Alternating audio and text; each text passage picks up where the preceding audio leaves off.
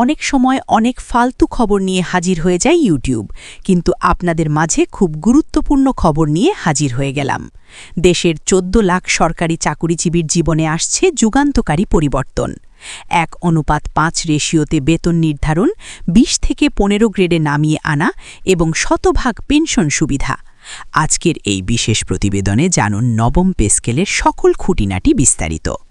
তবে প্রচুর অর্থের সংস্থানের এখানে দরকার। এখানে কিন্তু ধরেন আমি একটু জিজ্ঞেস করুন, আপনার আমি ৫০০ টাকা বাড়িয়ে দেব কালকে, আমি পে কমিশন দিয়ে দেব ৫০০ টাকা বাড়িয়ে। ২ দিনের ব্যাপার, আমার একদিনের ৫,০০০ কোটি টাকা লাগবে, কিন্তু এটা বড় রকম একটা জাম দরকার হবে। এই ৫,০০০ ১,০০০ টাকা হবে না। ওই অর্থের সংস্থান মহিলা আমরা দেখছি ইনশাআল্লাহ একটা নিউজ, আমরা যত ইস্যু পারি আমরা চেষ্টা করব। সরকারি চাকুরিজীবীদের দীর্ঘ প্রতীক্ষার অবসান ঘটিয়ে নতুন পে স্কেল প্রায় চূড়ান্ত করেছে বেতন কমিশন। তবে কবে থেকে কার্যকর হবে এই পে স্কেল, এ নিয়ে সরকারের অবস্থানই বাকি। এবার এর বাস্তবায়ন নিয়ে নতুন তথ্য দিলেন অর্থ উপদেষ্টা ডক্টর সালাউদ্দিন আহমেদ।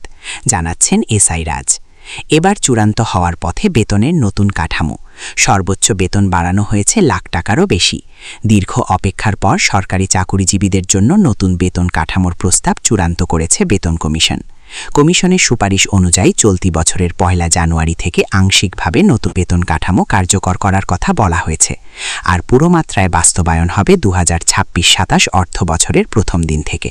বর্তমানে সর্বনিম্ন বেতন ৮,২৫০ টাকা, যা দ্বিগুণেরও বেশি বাড়ানোর সুপারিশ করা হয়েছে। সচিবদের মূল বেতন বেড়ে হচ্ছে দ্বিগুণের ওপরে, আর সবার নিচে ২০তম গ্রেডের ক্ষেত্রে প্রায় ২.৫ গুণ। এমন সব প্রস্তাবনা নিয়ে প্রায় চূড়ান্ত সরকারি কর্মচারীদের নতুন পে স্কেল রিপোর্ট। অবশেষে নির্ধারণ করা হয়েছে নবম জাতীয় পে স্কেল নিয়ে পে কমিশনের চূড়ান্ত সারভারিক। একই সঙ্গে সর্বনিম্ন বেতন কানুনে উত্থাপন করা হয়েছে ৩টি ভিন্ন প্রস্তাব। তবে এই প্রস্তাবগুলোর ভিত্তিতে কোন গ্রেডের বেতন কত হতে পারে এ নিয়ে বিস্তারিত ধৈর্য ধরতে, কারণ পে স্কেলটা ১০-১২ বছর পরে করা অনেক রকম ক্যালকুলেশন আছে। আমরা একটা কমিটি দিয়েছি, তারা সবাই অভিরত কাজ করছে। আমি এক্সপেক্ট করছি রিপোর্টটা শীঘ্রতা আমাদের কাছে জমা দেবে, তারপরটা বাস্তবায়নের ব্যাপার আছে। আসসালামু আলাইকুম, স্বাগতম আমাদের চ্যানেলে। সরকারি চাকরিজীবী ভাই ও বোনেরা, আপনারা যারা দীর্ঘদিন ধরে নবম জাতীয় পে স্কেলের জন্য অধীর আগ্রহে অপেক্ষা করছেন, তাদের জন্য আজকের ভিডিওটি অত্যন্ত গুরুত্বপূর্ণ। অবশেষে দীর্ঘ জল্পনা কল্পনার অবসান ঘটিয়ে পে কমিশন তাদের গুরুত্বপূর্ণ সিদ্ধান্তগুলো সামনে আনতে শুরু করেছে। আজকের এই ভিডিওতে আমরা একদম গভীরে গিয়ে আলোচনা করব গত ১৫ জানুয়ারি পে কমিশনের বৈঠকে ঠিক কী সিদ্ধান্ত নেওয়া হয়েছে, কেন ঢাকা বিশ্ববিদ্যালয়ের একজন অধ্যাপক এই গুরুত্বপূর্ণ কমিশন থেকে হঠাৎ পদত্যাগ করলেন, এবং সবচেয়ে বড় প্রশ্ন, সর্বনিম্ন এবং সর্বোচ্চ বেতনের অনুপাত ১:৮ বা ১:১০ মধ্যে কোনটি কার্যকর হতে যাচ্ছে। পাশাপাশি ভিডিও শেষ অংশে আমরা দেখব বর্তমান অন্তর্বর্তীকালীন সরকারের অর্থ উপদেষ্টা ডক্টর সালিহুদ্দিন আহমেদ এই পে স্কেল বাস্তবায়নের সময়সীমা নিয়ে ঠিক কী বার্তা দিয়েছেন। তিনি কি ধৈর্যের পরীক্ষা নিতে বললেন নাকি সুখবর শোনালেন? পুরো বিষয়টি পুঙ্খানুপুঙ্খভাবে বিশ্লেষণ করা হবে এটিএন নিউজ এবং বাংলাদেশ প্রতিদিনের সর্বশেষ প্রতিবেদনের আলোকে। তথ্যের কোনো অংশ যাতে মিস না হয়, তাই অনুরোধ থাকবে ভিডিওটি না টেনে শেষ পর্যন্ত দেখার। আর যারা আমাদের চ্যানেলে নতুন, এখনই সাবস্ক্রাইব করে বেল আইকনটি প্রেস করে রাখুন। চলুন মূল আলোচনায় যাওয়া যাক। দর্শক, প্রথমেই আসা যাক সবচেয়ে আলোচিত বিষয়টিতে, গ্রেড সংখ্যা। গত কিছুদিন ধরে সোশ্যাল মিডিয়া এবং বিভিন্ন নিউজ পোর্টালে গুঞ্জন ছিল যে নতুন পে স্কেলে হয়তো গ্রেড সংখ্যা কমানো হতে পারে। অনেকে বলছিলেন গ্রেড সংখ্যা ২০ থেকে কমিয়ে ১০ বা ১২তে নামিয়ে আনা হবে, কিন্তু গত ১৫ জানুয়ারি বৃহস্পতিবার অনুষ্ঠিত পে কমিশনের পূর্ণাঙ্গ বৈঠকে এই ধোঁয়াশা সম্পূর্ণ কেটে গেছে। এটিএন নিউজের বিশেষ প্রতিবেদন থেকে আমরা নিশ্চিত হয়েছি যে পে কমিশন গ্রেড সংখ্যা কমানোর বা পুনর্গঠন করার কোনো সিদ্ধান্ত নেয়নি। অর্থাৎ বর্তমানে যে ২০টি গ্রেডের কাঠামো বিদ্যমান রয়েছে, নবম পে স্কেলে সেই ২০টি গ্রেডই বহাল থাকছে। এটি সরকারি চাকরিজীবীদের একটি বড় অংশের জন্য স্বস্তির খবর, কারণ গ্রেড কমে গেলে পদমর্যাদা এবং সিনিয়রিটি নিয়ে যে জটিলতা তৈরির আশঙ্কা ছিল তা আপাতত আর থাকছে না। এই বৈঠকে উপস্থিত কমিশনের সদস্যরা একমত হয়েছেন যে বিদ্যমান কাঠামোটি প্রশাসনিক কাজের জন্য এখন পর্যন্ত সবচেয়ে উপযোগী। তবে প্রশ্ন থেকে যায়, গ্রেড ১ থাকলেও গ্রেড অনুযায়ী বেতন বৃদ্ধির হার কেমন হবে? কমিশন সূত্রে জানা গেছে, গ্রেড পরিবর্তন না হলেও প্রতিটি গ্রেডের মধ্যবর্তী বেতনের ব্যবধান বা স্টেপ ইনক্রিমেন্ট নিয়ে কাজ চলছে, যাতে মুদ্রাস্ফীতির সাথে সামঞ্জস্য রাখা যায়। গ্রেড সংখ্যার বিষয়টি সমাধান হলেও মূল যে জায়গায় এসে চাকা আটকে গেছে তা হল সর্বনিম্ন এবং সর্বোচ্চ বেতন কত হবে এবং এদের অনুপাতই বা কত হবে। 15ই জানুয়ারির বৈঠকে 3টি ভিন্ন প্রস্তাবনা বা প্রপোজাল উত্থাপন করা হয়েছে। এর মধ্যে সবচেয়ে বেশি আলোচনা হয়েছে বেতনের অনুপাত 1:8 রাখা নিয়ে, অর্থাৎ যদি সর্বনিম্ন বেতন 10,000 টাকা হয় তবে সর্বোচ্চ বেতন হবে 80,000 টাকা। কিন্তু বর্তমান বাজার দর, 10-12 বছর পর পে স্কেল পরিবর্তন এবং জীবনযাত্রার ব্যয় সব মিলিয়ে এই অনুপাত নিয়ে কমিশনের সদস্যদের মধ্যেই মতভেদ দেখা দিয়েছে। কমিশন সূত্রে জানা গেছে, সর্বনিম্ন বেতন নির্ধারণ নিয়ে এখনও চূড়ান্ত ঐক্যমত্যে পৌঁছানো সম্ভব হয়নি। আপনারা জানেন, বর্তমানে মুদ্রাস্ফীতি আকাশচুম্বী। ডিম, চাল, ডাল থেকে শুরু করে চিকিৎসা খরচও সবকিছুই সাধারণের নাগালের বাইরে। এই অবস্থায় সর্বনিম্ন বেতন যদি সম্মানজনক পর্যায়ে না নেওয়া হয় তাহলে মাঠ পর্যায়ের কর্মচারীদের জন্য জীবনধারণ অসম্ভব হয়ে পড়বে। প্রস্তাবনায় উঠে এসেছে যে সর্বনিম্ন বেতন 17,000 থেকে 25,000 টাকার মধ্যে নির্ধারণ করার দাবি। যদিও 1:8 অনুপাত মানা হয় এবং সর্বনিম্ন বেতন 25,000 টাকা ধরা হয়, তবে সর্বোচ্চ বেতন দাঁড়াবে 2 লক্ষ টাকা। এই বিপুল অঙ্কের বেতন কাঠামোর সাথে সরকারের রাজস্ব আয়ের সক্ষমতা আছে কিনা সেটাই এখন বড় চিন্তার বিষয় হয়ে দাঁড়িয়েছে। আগামী 21 জানুয়ারি কমিশনের পরবর্তী বৈঠক অনুষ্ঠিত হবে। আশা করা হচ্ছে সেই বৈঠকেই বেতনের অঙ্ক নিয়ে একটি ধোঁয়াশা কাটবে।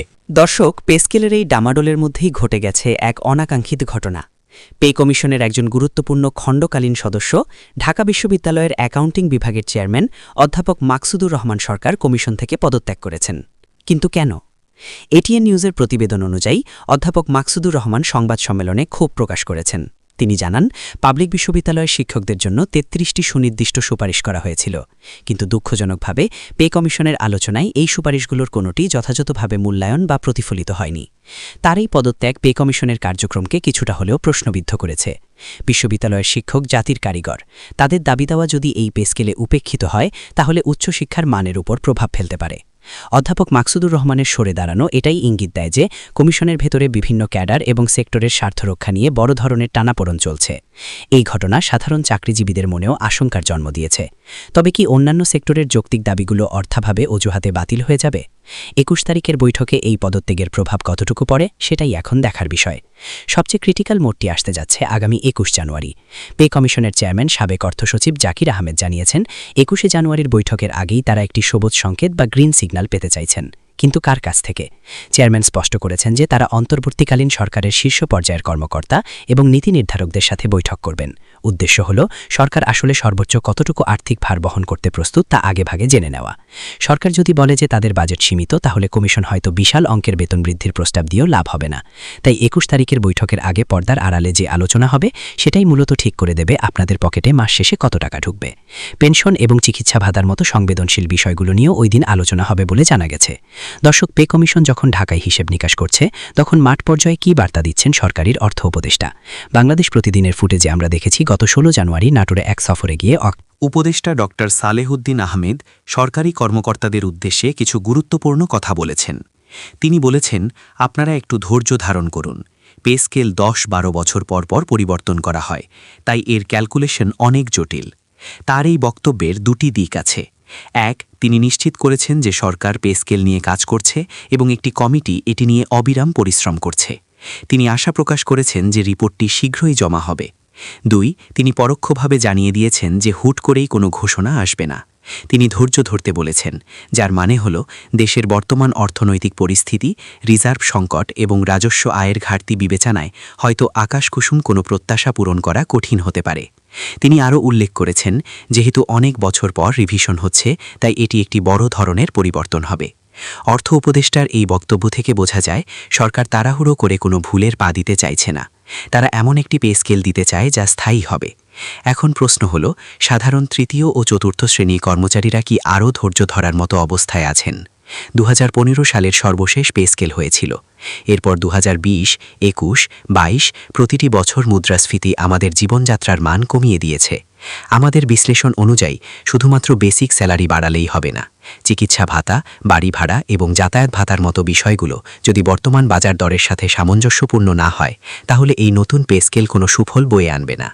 কমিশনের উচিত হবে শুধু গাণিতিক হার 1:8 বা 1:10 না দেখে একজন মানুষের বেঁচে থাকতে ন্যূনতম কত টাকা প্রয়োজন সেই মানবিক দিকটি বিবেচনায় নেওয়া। সম্মানিত দর্শক, পরিস্থিতি এখন খুবই উত্তেজনাপূর্ণ। আগামী 21 জানুয়ারি পে কমিশনের বৈঠকের পর হয়তো আমরা আরও পরিষ্কার চিত্র পাব। সর্বনিম্ন বেতন কি 10,000 হবে, নাকি সরকার তার চেয়ে কম কিছু ভাবছে? পদত্যাগ করা সদস্যের জায়গায় কি নতুন কেউ আসবেন? এই সব প্রশ্নের উত্তর জানতে আমাদের চ্যানেলের সাথেই থাকুন। আমরা প্রতি মুহূর্তের খবর নজরে রাখছি। আজকের ভিডিওটি ভালো লাগলে লাইক দিন এবং কমেন্ট করে জানান আপনার মতে সর্বনিম্ন বেতন কত হওয়া উচিত, 10,000, 25,000 নাকি তারও বেশি। দেখা হবে পরবর্তী আপডেটে। ততক্ষণ পর্যন্ত ভালো থাকুন, সুস্থ থাকুন। আল্লাহ হাফেজ।